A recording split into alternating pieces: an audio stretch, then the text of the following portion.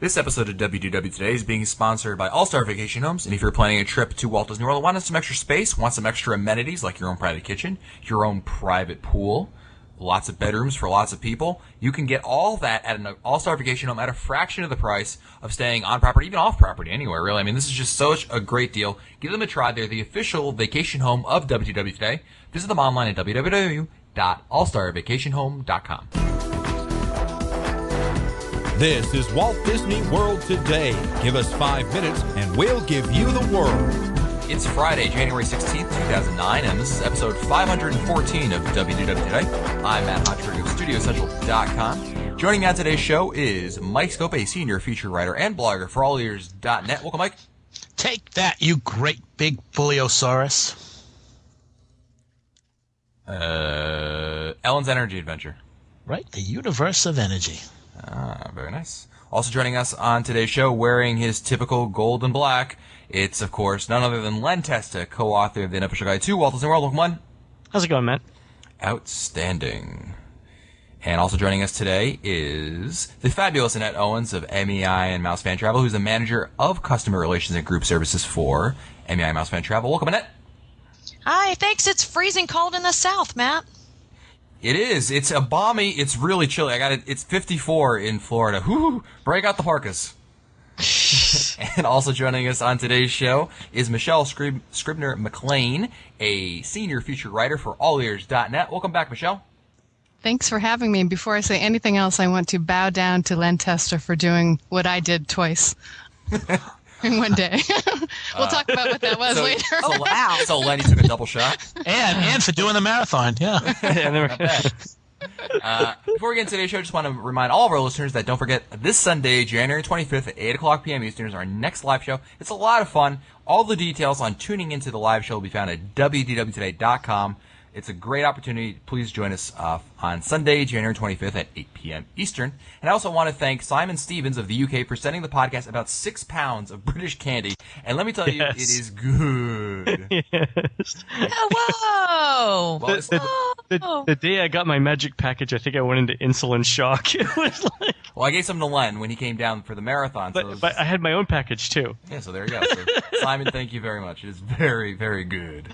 Yeah, it was all great. So we're on today's show, we wanted to talk about the 2009 Walt Disney World Marathon and Half Marathon. It was actually, this idea was in part sparked by one of our listeners, who is Karen Rieker, who wrote to us an email that says, "This marathon weekend was quite emotional as a spectator, and that's why I'm writing to you. As with almost everything Disney does, there was the good, the bad, and the ugly." And she shared some of her thoughts. So I thought we could not only have Karen's thoughts, but also Len's thoughts, who ran in the full marathon, and Michelle's thoughts, who ran in the half marathon, and Mike Scopa, who ran in the original marathon in Greece against the Persians. Yeah, I was trying to get my buddy Phil to come. Now, I want, before we get into anything, Philippides, I have, Karen has some great points here. Michelle has some insight, but Michelle, I think you're going to agree with me that we have to push all that aside because Len has a story to tell, and this isn't any story. I'll preface the story, Len. I'll set you up here. Michelle and I were at the studios on the day of the full marathon, and Michelle points out a nerdy-looking guy who looked like Len. And I did say nerdy. Sorry, man. And lo and behold, it was Len. I ran up on like parallel with the course, and I found Len, and this is all he said. He says, "Oh my God, best story ever. Gotta tell you later. Went dehydrated, almost died, but I'll tell you about it on the show." And then that was it. So you forget the part where you run up behind me yelling, "Excuse me, sir, what's the wait time at Tower of Terror?" Like, seriously? Important stuff. Seriously? I need to get your attention somehow. So let me just Len. preface this all by saying, running is a cruel mistress. So, I had prepped for the marathon for like 4 months ahead of time, and I'd been running. I'd run a bunch of half marathons throughout the year, and I'd done pretty well. I'd actually lost 20 pounds. Those were the good things, for the race, and I wasn't overweight to begin with, so that was fine. But the thing that I didn't do is I never got past 15 miles in my long runs for a variety of reasons. It was just weather and not enough time to train and stuff like that. So the day, and I rested. So I got to Walt Disney World Friday night, picked up my packet Saturday, and got a really good night's sleep. Get up early Sunday. I went out and sleep at like 1 o'clock on Saturday. I know. Yes, I think yeah. So I think I met Matt and Marissa and Laurel, one of our listeners, and Josh and Sarah at the Tangerine Cafe in Morocco for lunch, and then I went to bed. That was it. So I was in bed by 3 o'clock in the afternoon on Saturday.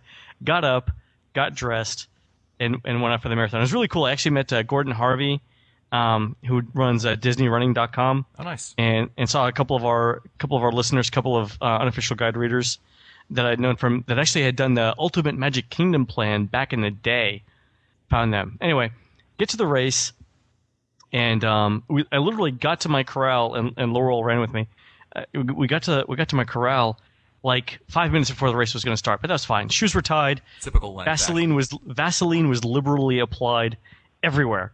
In your mouth? I mean, just no, not my mouth. But tiny teeth. Had a hat on, and here's the thing: the one thing that I was worried about was the heat, because when I was running in Greensboro, it was around 35 to 40 degrees Fahrenheit whenever I would run. And the day of the marathon in Disney World, it was 81, so like 40 some degrees warmer than I was going to run. So it starts off absolutely fine. We're running at a really slow pace, like a 12-minute mile pace. Really slow, right? No problem at all. And we get through 10 or 11 miles through the Magic Kingdom. Everything's fine. Feeling good. I think I'm staying hydrated. Everything's going well. But around mile 14, my back really started to hurt. I mean, and which is odd because where in your back? Like upper, lower? Lower back. Did you drink at every water stop? No, I didn't. Uh-huh. Okay. So I was trying to go every 4 miles. Continue. I was trying to run because they were warning you about not drinking too much, right? And they actually give you out flyers that say, don't drink too much. You only need a few ounces every 20 minutes, yada, yada.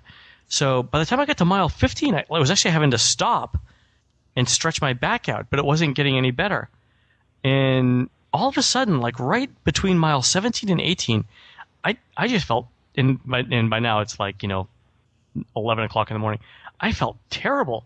So we got to mile 19, and I'm like, I can't even walk anymore. Are you sure you just weren't too close to Animal Kingdom? So we run through the Animal Kingdom, and let me see by the way, the things that I saw at the Animal Kingdom were just nasty. And I'm talking about on the road to the Animal Kingdom, where apparently some people could not control their bodily functions. Ew. All over the road. Anyway. It's pretty common in a marathon, though, isn't it? Yeah, it is actually. So, That's disgusting. But anyway, okay. So I get to the bridge. The bridge that's between the Animal Kingdom and sort of the turn to when you're headed to the Wide World of Sports. There's a bridge. Yep. I'm actually on the bridge, and I'm like, I cannot go any farther. And I actually sat down on the bridge, and I put my head right on my knees. And Laurel was great. She hung out with me for a while, and I was like, look, I'm just done. Go finish your race. And actually, listeners who knew me passed by and said, Len, are you okay? Which is really weird. But and thank you all. So I think I saw Mary Jo run by. She stopped for a second, and I said I was doing okay. And then the paramedics came. And let me say, the Disney paramedics are awesome. They, first made sure that I was stable, that I could stand up, that I could talk and everything. They gave me, the paramedic didn't actually have any water with her, but she gave me some of her own in another bottle. And she was just fabulous. She talked with me. She hung out. She tried to get an ambulance, to take me to the medical tent, because the medical tent was like 3/4 of a mile away. But we ended up taking like half an hour to walk to the medical tent. And I actually had to stop one more time. But while I was kneeling there on the bridge wanting to die, she actually said, "Hey, you're not sweating." And I'm like, right. And I noticed I wasn't sweating. And it was 81 degrees, and I was running a marathon. I probably should have been sweating at that point. So it turns out I was dehydrated. So it took me like 40 minutes to make it the 1 mile to the medical tent at mile 20. And I sat there for almost another hour. I ended up drinking 40 more ounces of fluid, but it actually got worse before it got better, because I was actually too sick to throw up. Which I don't know if you've ever had that feeling when you're dehydrated or nauseous, but you're so sick you want to throw up but you can't. Wow. And it was kind of funny because it was like dry heaves because I didn't have any food in me. I had a banana, but it was a long time ago. So I'm sitting there in the medical tent, and people are just all kind of wretched. People with blisters, people with like sunstroke or something, people that were just out of shape. It was Wretched just folk. it was just nasty and pathetic. But after about half an hour in the tent, I'm like, and I knew I was going to be swept. I just, granted, I was on my deathbed, right, and things weren't looking good. But I was trying to think of how, I got to call Dawn and tell her that I didn't finish the race and everything, which was really upsetting. But after about half an hour, I'm like, my head's starting to feel a little bit better. I started to think more clearly. For some reason, I was not able to think clearly when I was on the bridge. Like I couldn't mentally overcome the pain. Like you were running through Dinoland and said, "Ooh, that looks like a good attraction." No, it was like my head Len, was. where exactly was this? That I was actually on the bridge after the Animal Kingdom. Okay. Over there. Okay. It was like my head was cloudy and I couldn't. Like I knew that I couldn't think straight, which is weird, right? Like when you know that you're not thinking straight, so you're thinking clearly enough to know that you're not thinking clearly. It was really weird. But anyway, after about half an hour, I'm like, I'm starting to feel better. And then I swear to God, as God is my witness, I gave myself my own Willis McGahee pep talk. And I'm like, if Willis McGahee can do it, I can do it. And I said, and then I thought about it. I'm like, you know what? Willis McGahee is not the thing I need to be holding myself up to in terms of standard. If Scopa can run 7 miles on a broken ankle and I just need some water, I will not sit here and quit. Because Scopa would never let you hear the end of it. I swear to God, if I quit because I didn't have some water and Scopa had to run on an ankle, I will never live this down. I turned to the guy next to me. What time is it? I said. He said, it's about 20 after 11. I said, I'm about 40 minutes away from being swept. I grabbed another Powerade and I walked out the door. I was like, nice. I found the paramedic that got me there. And I'm like, look, I'm good. It'll be fine. And that was kind of wobbly for like 2 miles. And I kept drinking fluid. But after about another mile, I was fine. I actually ran 2 of the last 6 miles. But here's the funny thing. So I see you going through the studios, right? Yeah. Which was fabulous. I get to Epcot to get to the yacht club, and you know how like they have your name on the bib, like if your name is Steve, people yell "Go Steve." Well, I'm going through by the yacht club, and someone yells out, "Go Len," and I'm like, thanks. And she's like, "Wait a minute, are you Len?" Sure, I'm Len. Why not? If I'm probably the only Len in the race. She's You're like, probably not running too fast if she can have a conversation with you. No, well, she actually ran after me, and I was walking at that time. But she's like, "Can I get a picture of you?" Sure, get a picture of me. Like the guy at the Tower of Terror race, Yeah, exactly. So At least it wasn't when you were in the medical tent. I know. Oh God, it was brutal. I would have paid big bucks for that. Michelle also ran. This is your first marathon. You ran the half marathon. Your first attempt at it. How was it for you, Michelle? Well, sorry, Len. I get you done, Len. I got up to 10 miles with my training, and actually Mike Scopa was my coach. He helped out a lot, and he told me that when I got to 10, I'd be okay. And it really helped to stay with the training and to keep on training. And after I got to 10, I had I just lost all my energy. Yeah. I had the strangest feeling. I have no energy left. And I'd never had one of those gel shots before that they give you. And Never they had one, really? I never had one before. Oh. And I liquid love. took Mike had suggested that I take water along the way. So about at mile 4, I started taking the water and the Gatorade about every mile. But after mile 10, they must know because there are no gel shots until between mile 10 and 11. And I thought, oh my God, I need something because I just felt so weak.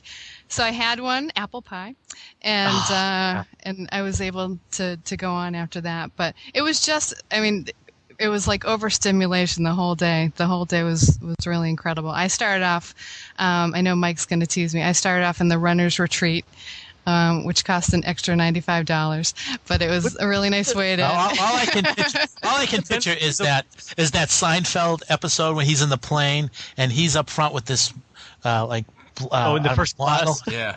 and Elaine's in the back, and so all I can picture is all these runners out there, and Michelle's in the tent, and there's this You know, Greek I guy. trained for 9 months for this thing. I was gonna get a little extra. She's lying on a cot. Yeah, she's lying on a cot, and they're saying, "Michelle, would you like another pillow for your head?"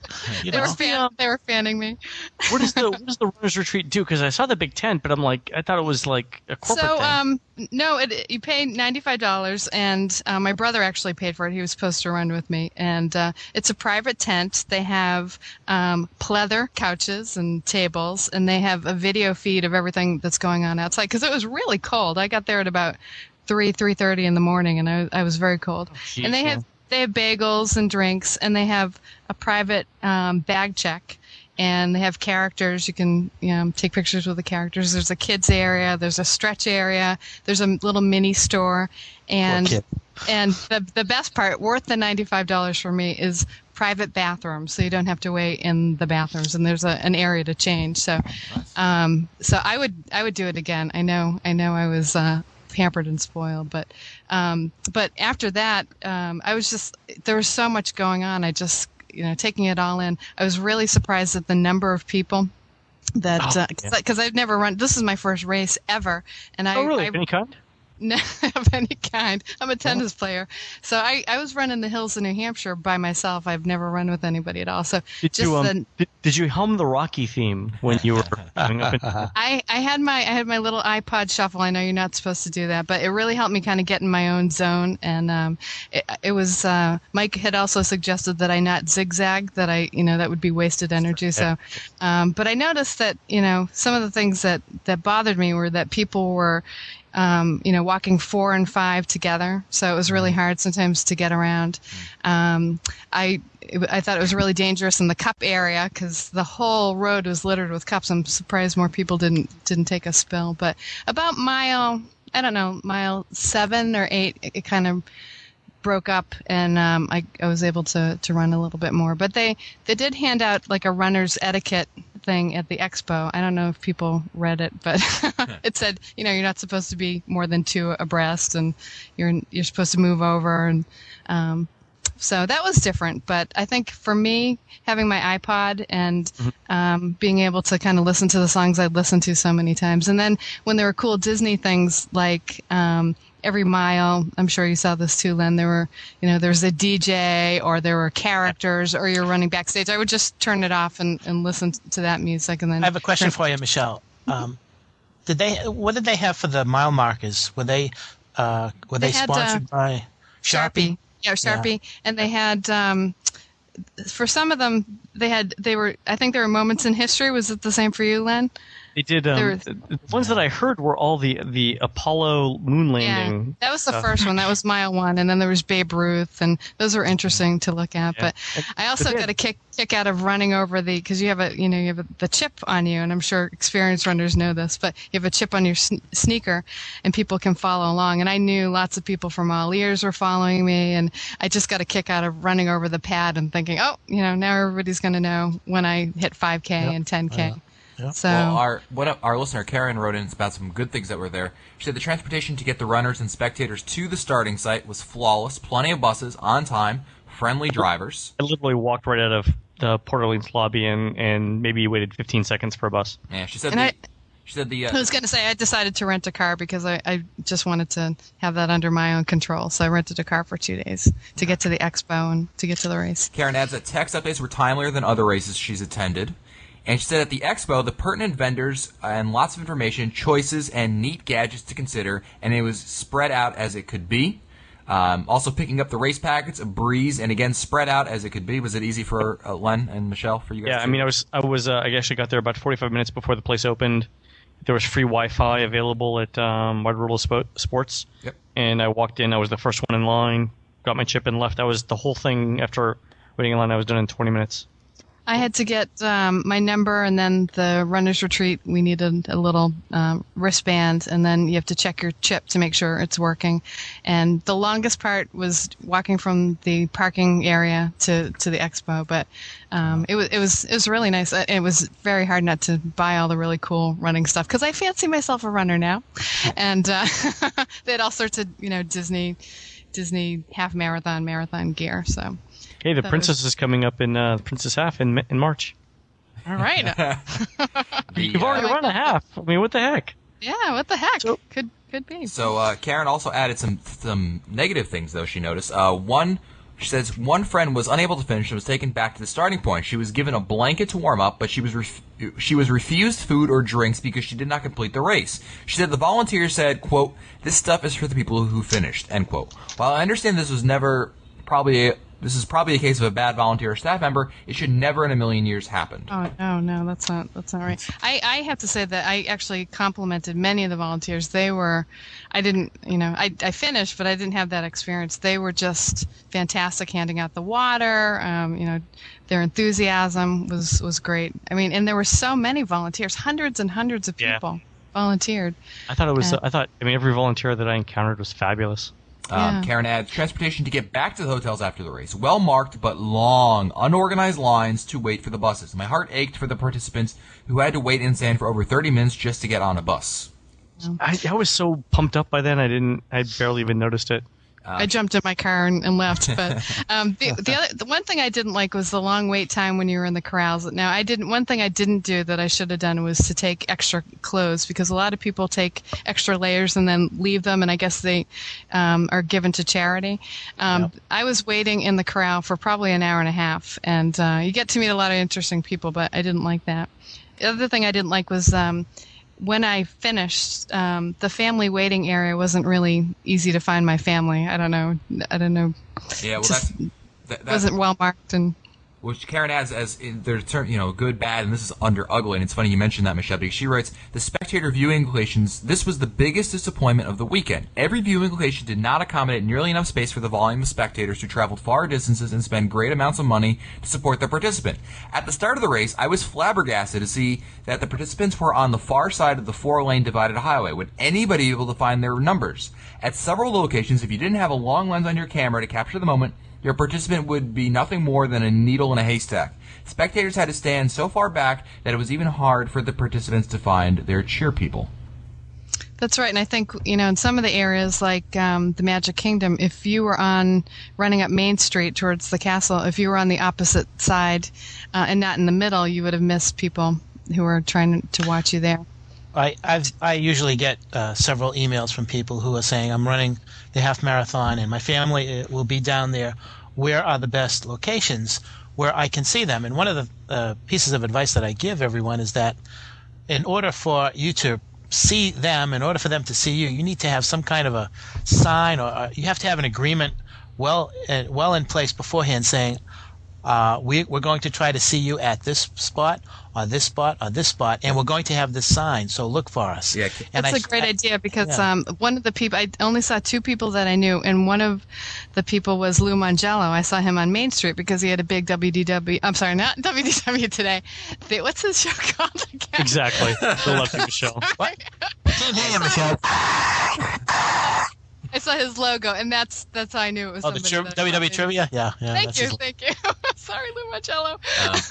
It's a great point you bring up, Scopa, because Karen added that if you want your participant to find you, try things like balloons inside your backpack or handheld signs, or establish with your runner if you'd be on the right or left-hand side of the course at every stop.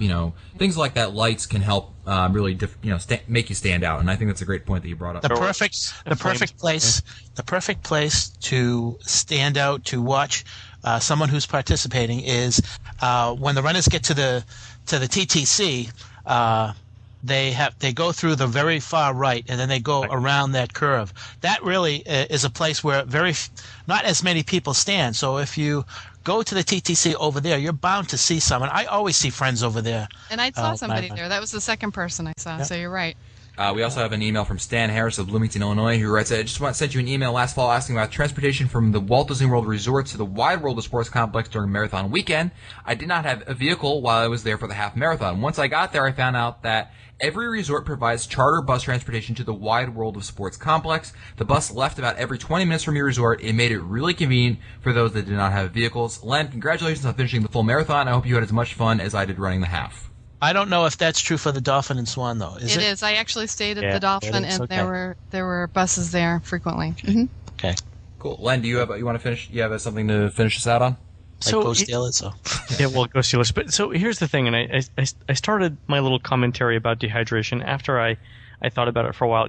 You know the classic advice that they give you to tell you whether you're dehydrated, right? Is to check to see whether your urine is clear or straw colored, right? Okay. Okay. Who are they who are giving this advice, by the way? You know, the they, right? Okay.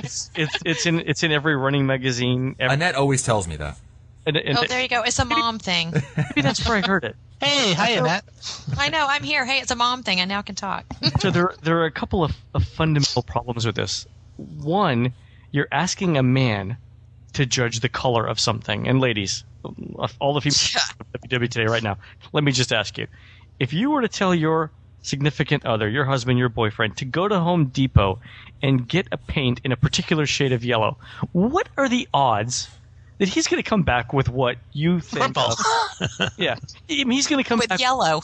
He's going to come back with anything from white to candy striped. And do you know why? Do you know why? When was the last time any of us saw straw? The last time I saw straw, right? It was sticking out of a Happy Meal. No one knows what straw looks like. So what you're saying is you need to bring a paint chip thing with you when you run? Oh well, Ask the guy next to you. Yeah, hold it down there and look at it. Yeah. I was actually yeah, exactly. I was actually going to the bathroom on the side of the road during the race, and I was thinking to myself, Thanks for I that. don't know what Oh my gosh. I don't know what straw colored looks like, but I am sure as hell not going to flag down the next person that passes by and say, "Excuse me, does this look straw colored to you?" Hey, lady. Well, on that note, I think we're going to end today's... You know, if I didn't want to run before, I really don't know. Well, I don't know what they're going to pile this show under, but I mean, I'm sorry. Well, I have to say, it was nice to get that medal, though, Annette. It was really nice. My little bling bling. I wore it all day long. Bling, Oh, Well, that's it for us today. Don't forget that this episode of WDW Today is being sponsored by All Star Vacation Homes, the official vacation home sponsor of WDW Today. And if you're looking for a little more space on your next trip to Walt Disney World and want to have many nice private amenities, why not give All Star Vacation Home a try? Visit them at www.allstarvacationhome.com. If you want to find our older episodes, read our show notes, or send us your comments, visit the WDW Today website at www.wdwtoday.com. For Mike Scopa Lentesta, Michelle Scribner McLean, and the fabulous Annette Owens, and Mike Newell, who's somewhere out there. I'm Matt Hotchberg. We'll see you on the next show. Stupid Judy, stupid energy. This has been a production of Mouse World Radio.